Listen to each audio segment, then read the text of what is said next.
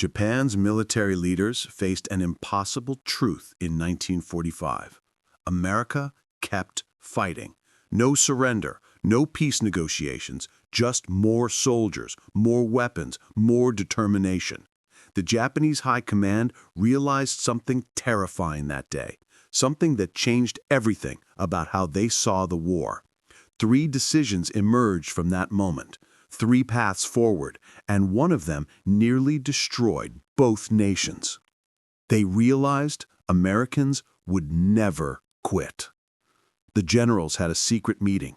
This changed their entire strategy overnight. They didn't surrender. They doubled down instead.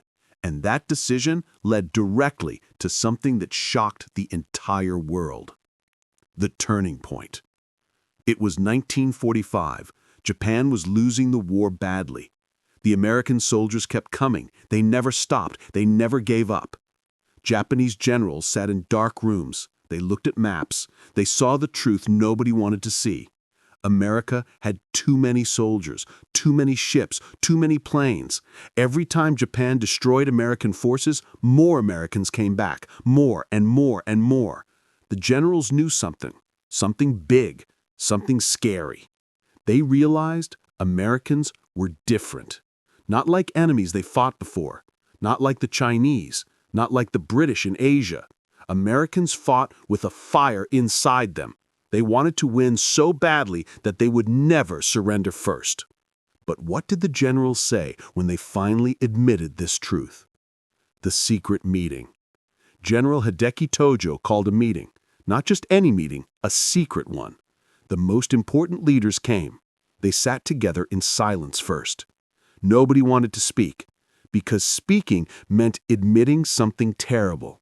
Finally, one general broke the silence. He said words that changed everything.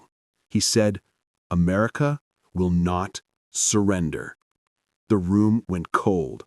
Everyone knew it was true. They had read the reports. American soldiers fought to the last man. They jumped off cliffs instead of surrendering. They crashed their planes into ships. This was not normal behavior. This was not the way most armies fought. The Japanese code breakers had intercepted American radio messages. American soldiers talked about going home, about seeing their families, but they always said the same thing first. They said, "We have to win this war first." The impossible problem. Japan's military leaders faced a puzzle they could not solve. How do you defeat an enemy that will never give up? How do you win against people who keep fighting no matter what? The generals looked at the numbers. America had 10 times more soldiers than Japan.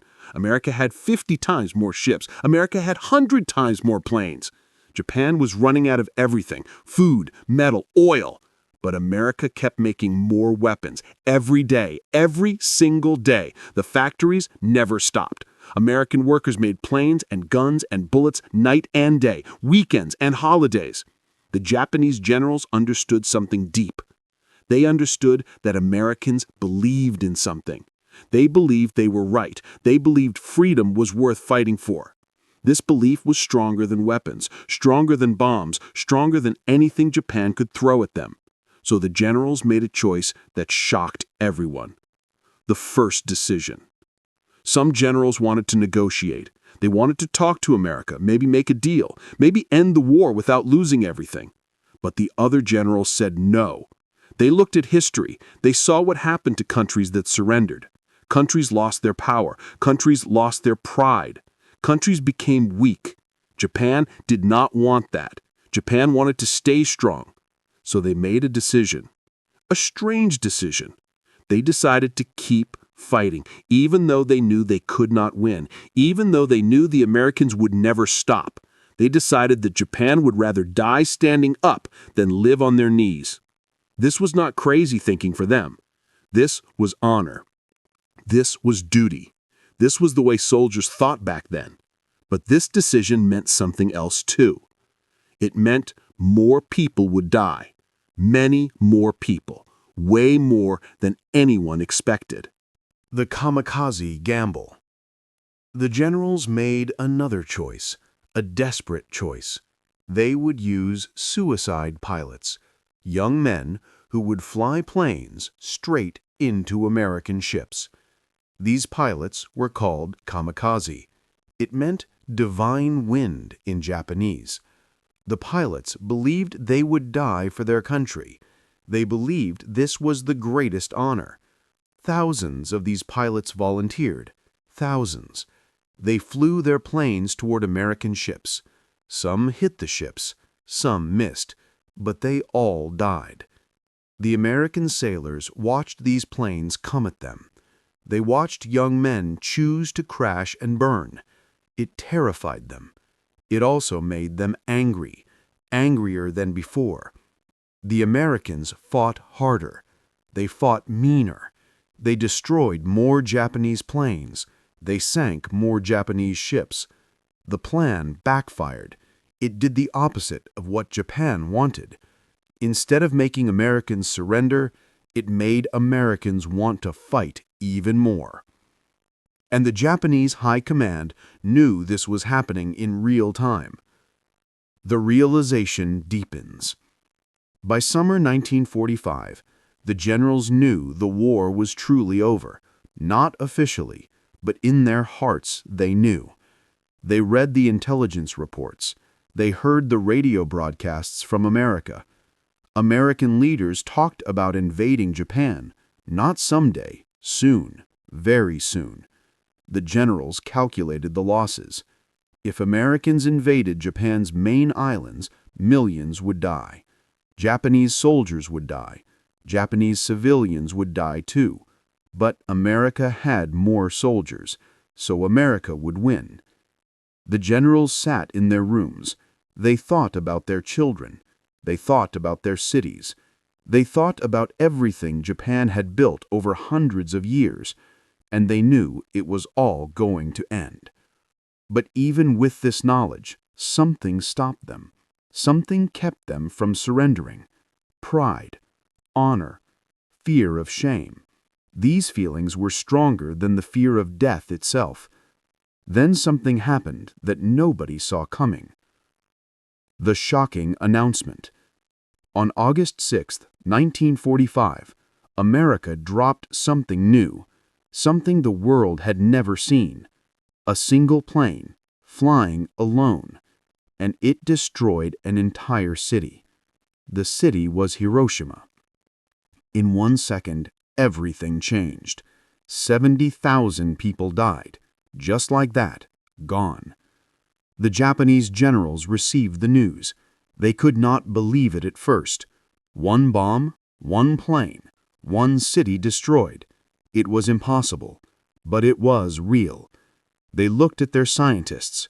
"What is this weapon?" they asked. The scientists explained. It was an atomic bomb. A bomb so powerful, it could destroy everything.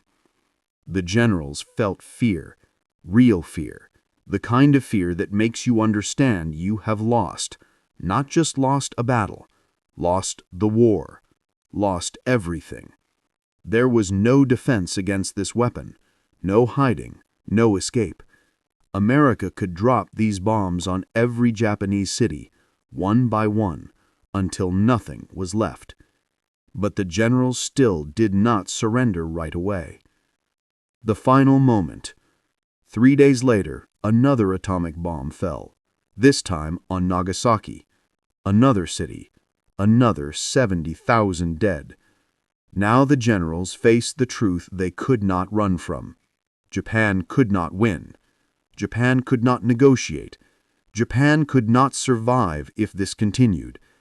Emperor Hirohito made the final decision.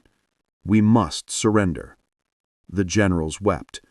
Grown men, military leaders, they cried like children. They knew what this meant. It meant Japan would lose its power. It meant foreign soldiers would occupy their land. It meant their way of life was ending. But it also meant no more bombs, no more cities destroyed, no more children dying. On August 15, 1945, Japan announced surrender to the world. The war was over. The fighting stopped. The healing could finally begin. This moment changed everything. It changed Japan. It changed the world. And it showed something important about surrender sometimes. The strongest choice is knowing when to stop fighting. Japanese High Command knew America would never surrender. Their military response? Keep fighting. Japanese military leaders debated surrender endlessly. Japan's unconditional surrender came after atomic bomb impact devastated cities. Emperor Hirohito made the final decision World War II needed. Japanese military reaction to atomic bomb proved defense impossible. Japanese response to Allied demands changed everything. What Japanese leaders said about American surrender refusal shaped history forever. This moment defined nations. This moment defined humanity itself.